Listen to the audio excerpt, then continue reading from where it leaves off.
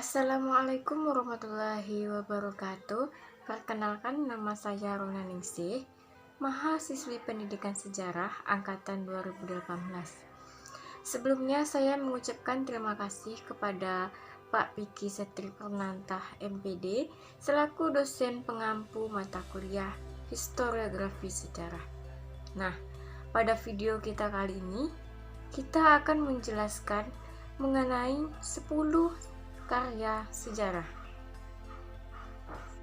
Yang pertama, buku Sejarah Nasional Indonesia jilid 1-6, hasil karya Sartono Kartodirjo, Marwati Jonet Pusponegoro, dan Nugroho Noto Susanto, yang membahas tentang sejarah Indonesia yang dimulai dari zaman Purbakala hingga zaman Orde Baru, yakni tahun 1997.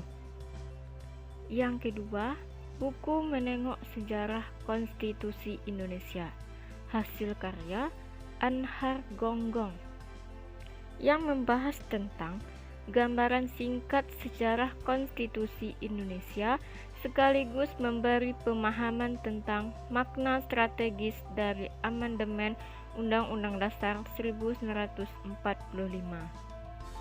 Yang ketiga, buku Di Bawah Bendera Revolusi, hasil karya Insinyur Soekarno, yang membahas tentang buku fenomenal yang menghimpun tulisan-tulisan Soekarno pada masa penjajahan Belanda 1917 sampai 1925 dan pertama kali diterbitkan pada tahun 1959 oleh Panitia Penerbitan di bawah pimpinan Haji Mu'alif Nasution.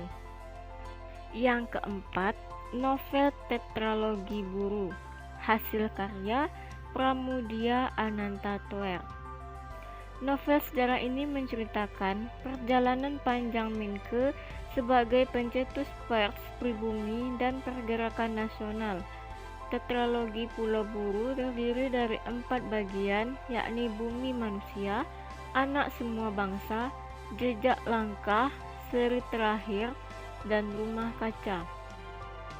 Yang kelima, novel Max Havelaar, hasil karya Multatuli atau Dowes Dekker.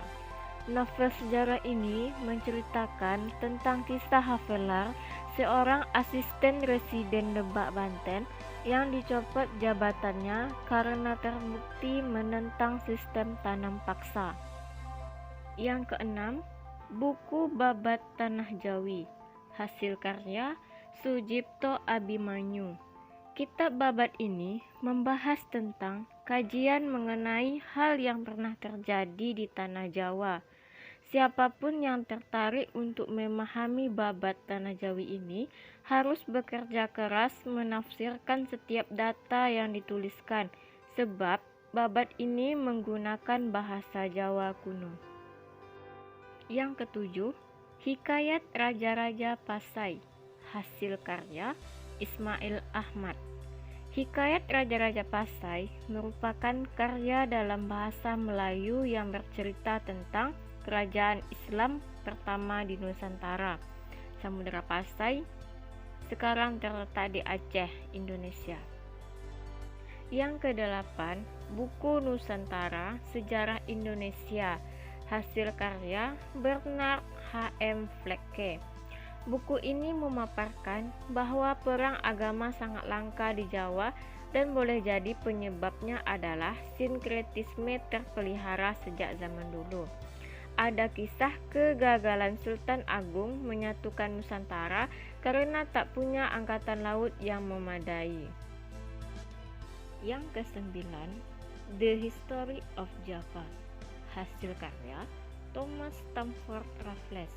Dalam buku ini, Raffles yang memerintah sebagai gubernur jenderal di Hindia Belanda dari tahun 1811 sampai 1816, menuliskan mengenai keadaan penduduk di Pulau Jawa, adat istiadat, keadaan geografis, sistem pertanian, sistem perdagangan, bahasa, dan agama yang ada di Pulau Jawa waktu itu.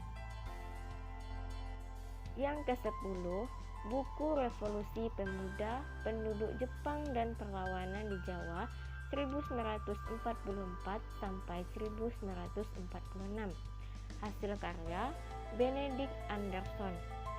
Buku ini menganalisis secara intensif dan rinci asal mula revolusi Indonesia dan dengan itu mengungkapkan ciri-ciri penting yang tidak begitu tampak dalam uraian mengenai revolusi-revolusi modern lainnya.